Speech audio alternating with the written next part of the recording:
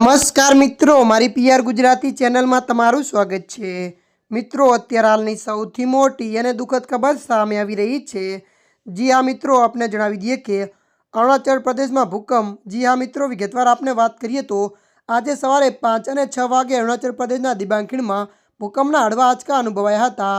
ત્યારે મિત્રો વધુ આપને જણાવી દઈએ કે રિક્ટર સ્કેલ પર તેની તીવ્રતા 3.8 માપવામાં આવી હતી। મળતી માહિતી અનુસાર આપને જણાવી દઈએ કે આ ઉપરાંત રાત્રે લગભગ 2 વાગે ઇન્ડોનેશિયાના સુમત્રામાં ભૂકંપના આંચકા અનુભવાયા હતા। મળતી માહિતી અનુસાર વધુમાં આપને જણાવી દઈએ કે તેની તીવ્રતા રિક્ટર સ્કેલ પર 4.6 મપાઈ હતી। હજુ સુધી બંને જગ્યાએ કોઈ નુકસાનના સમાચાર નથી। ત્યારે મિત્રો અત્યારની આ મોટી ખબર મળી રહી છે।